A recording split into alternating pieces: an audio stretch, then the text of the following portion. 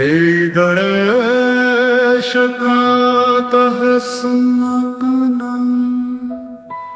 प्रातः स्मरामि गणनाथ मनाथ बंधु सिंदूरपूर परिशोभित गंडयुग्मम् उद्दंड विघ्न परिखंडन चंडदंडम् आखंडलादिसुरनायक वृंदवंदयम् प्रातर्नमामि चतुरानन वन्द्यमानम् इच्छानुकूलमखिलं च वरं ददानम् तं तुन्दिरं द्विरसनाधिपयज्ञसूत्रम् पुत्रं विलासचतुरं शिवयो शिवाय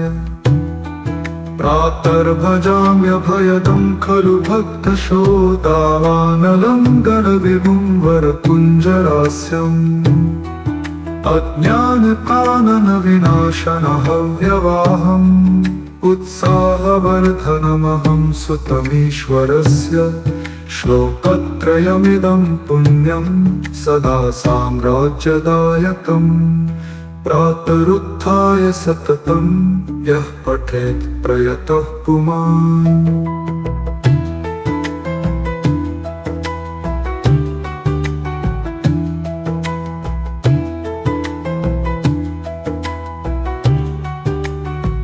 प्रातः स्मरामि गणनाथ मनाथ बंधु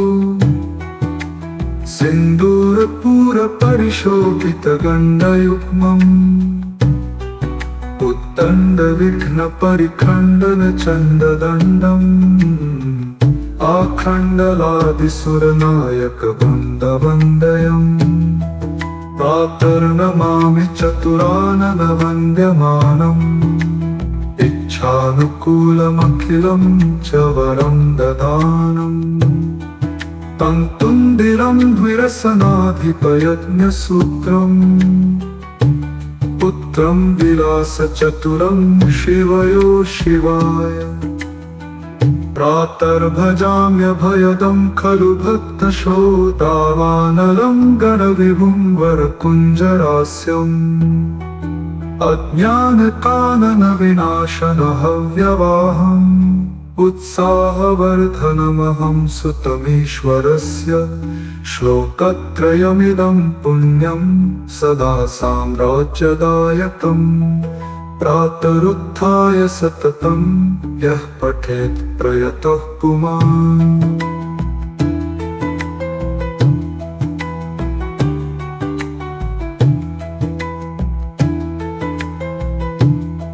प्रातः स्मरामि गणनाथ मनाथ बंधु सिंदूरपूर परिशोभित गंडयुग्मम् उद्दंड विघ्न परिखंडन चंडदंडम् आखंडलादिसुरनायक वृंदवंदयम्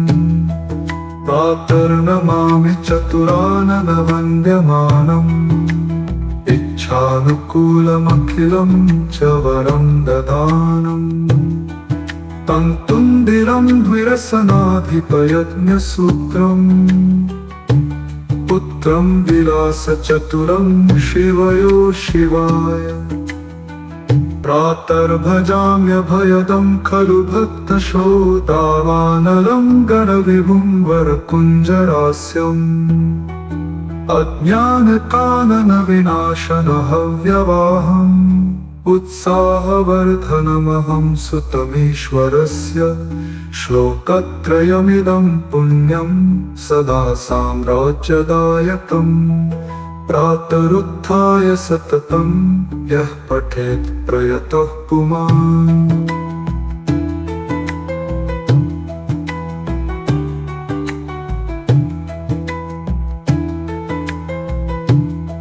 प्रातः स्मरामि गणनाथ मनाथ बंधु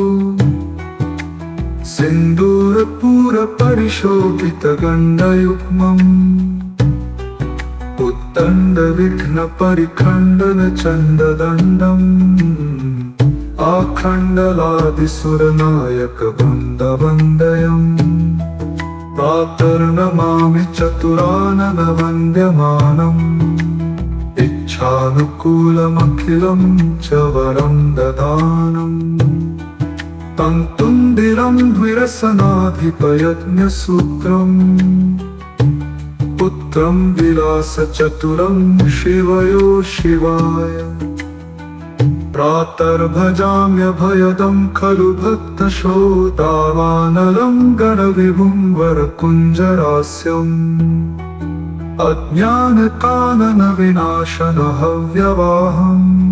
उत्साहवर्धनमहं सुतमीश्वरस्य श्लोकत्रयमिदं पुण्यं सदा साम्राज्यदायकम् प्रातरुत्थाय सततं यः पठेत् प्रयतः पुमान्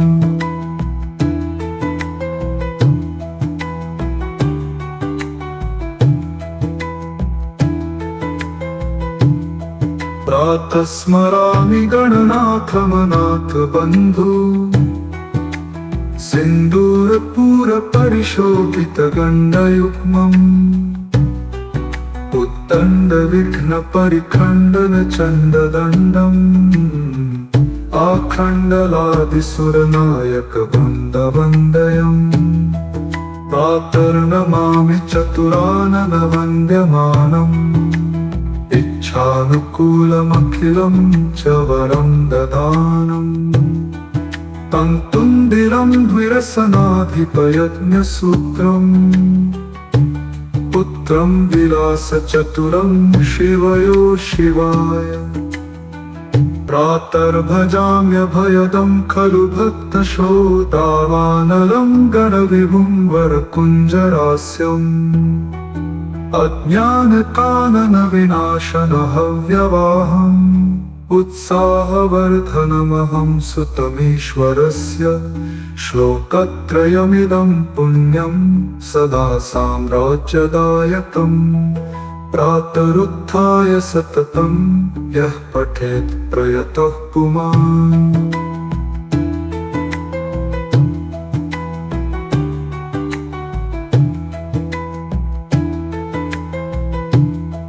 प्रातः स्मरामि गणनाथमनाथ बन्धु सिन्दूरपूरपरिशोभितगण्डयुग्मम् उद्दण्डविघ्नपरिखण्डनचण्डदण्डम् आखण्डलादिसुरनायकवन्दवन्दयम् प्रातर्नमामि चतुराननवन्द्यमानम् इच्छानुकूलमखिलं च वरं ददानम् तं तुन्दिरं द्विरसनाधिपयज्ञसूत्रम् पुत्रं विलासचतुरं शिवयो शिवाय प्रातर्भजाम्यभयदं खलु भक्तशोदावानलं गणविभुं वरकुञ्जरास्यम् अज्ञानकाननविनाशनहव्यवाहम् उत्साहवर्धनमहं सुतमीश्वरस्य श्लोकत्रयमिदं पुण्यं सदा साम्राज्यदायकम् प्रातरुत्थाय सततं यः पठेत् प्रयतः पुमान्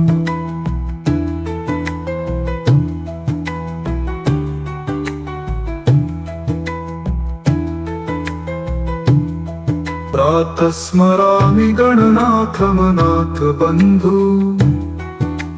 सिन्दूरपूरपरिशोभितगण्डयुग्मम् उद्दण्डविघ्नपरिखण्डनचण्डदण्डम् आखण्डलादिसुरनायकवन्दवन्दयम् प्रातर्नमामि चतुराननवन्द्यमानम् इच्छानुकूलमखिलं च वरं ददानम् तं तुन्दिरं द्विरसनाधिपयज्ञसूत्रम् पुत्रं विलासचतुरं शिवयो शिवाय प्रातर्भजाम्यभयदं खलु भक्तशोदावानलं गणविभुं वरकुञ्जरास्यम् अज्ञानकाननविनाशनहव्यवाहम् उत्साहवर्धनमहं सुतमीश्वरस्य श्लोकत्रयमिदं पुण्यं सदा साम्राज्यदायकम् प्रातरुत्थाय सततं यः पठेत् प्रयतः पुमान्।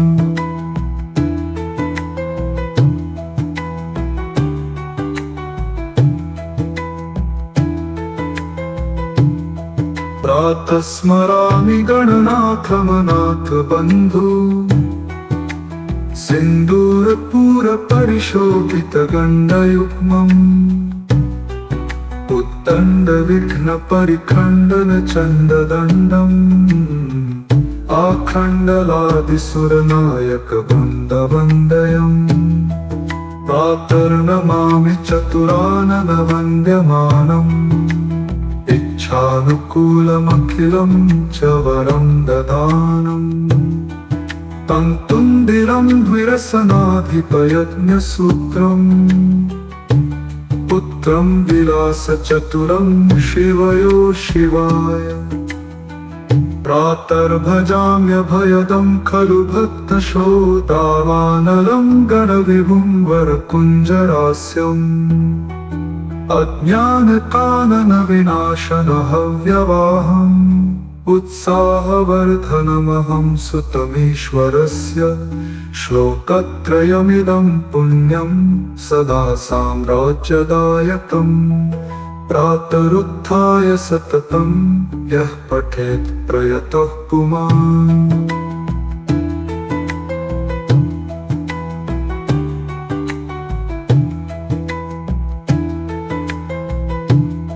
प्रातः स्मरामि गणनाथमनाथ बन्धु सिन्दूरपूरपरिशोभितगण्डयुग्मम् उत्तण्डविघ्नपरिखण्डनचण्डदण्डम् आखण्डलादिसुरनायकवृन्दवन्दयम् प्रातर्नमामि चतुराननवन्द्यमानम् इच्छानुकूलमखिलं च वरं ददानम् तं तुन्दिरं द्विरसनाधिपयज्ञसूत्रम् पुत्रं विलासचतुरं शिवयो शिवाय प्रातर्भजाम्यभयदं खलु भक्तशोदावानलं गणविभुं वरकुञ्जरास्यम् अज्ञानकाननविनाशनहव्यवाहम् उत्साहवर्धनमहं सुतमीश्वरस्य श्लोकत्रयमिदं पुण्यं सदा साम्राज्यदायकम् प्रातरुत्थाय सततं यः पठेत् प्रयतः पुमान्।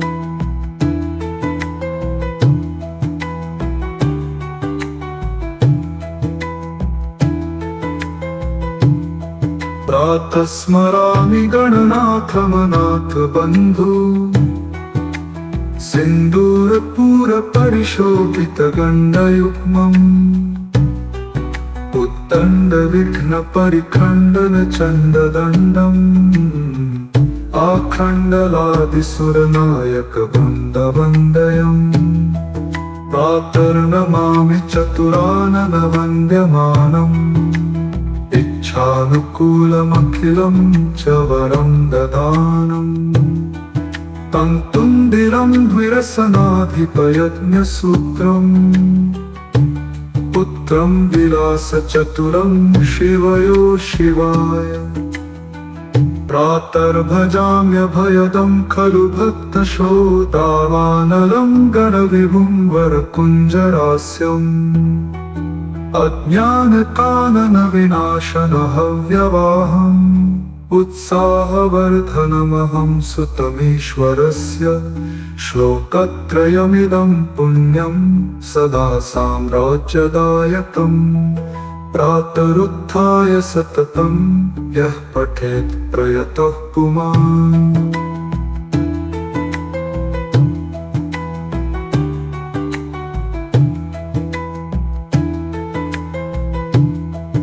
प्रातः स्मरामि गणनाथमनाथ बन्धु सिन्दूरपूरपरिशोभितगण्डयुग्मम् उत्तण्डविघ्नपरिखण्डनचण्डदण्डम् आखण्डलादिसुरनायकवृन्दवन्दयम् प्रातर्नमामि चतुराननवन्द्यमानम् इच्छानुकूलमखिलं च वरं ददानम् तं तुन्दिरं द्विरसनाधिपयज्ञसूत्रम् पुत्रं विलासचतुरं शिवयो शिवाय प्रातर्भजाम्यभयदं खलु भक्तशोदावानलं गणविभुं वरकुञ्जरास्यम् अज्ञानकाननविनाशनहव्यवाहम् उत्साहवर्धनमहं सुतमीश्वरस्य श्लोकत्रयमिदं पुण्यं सदा साम्राज्यदायकम् प्रातरुत्थाय सततं यः पठेत् प्रयतः पुमान्।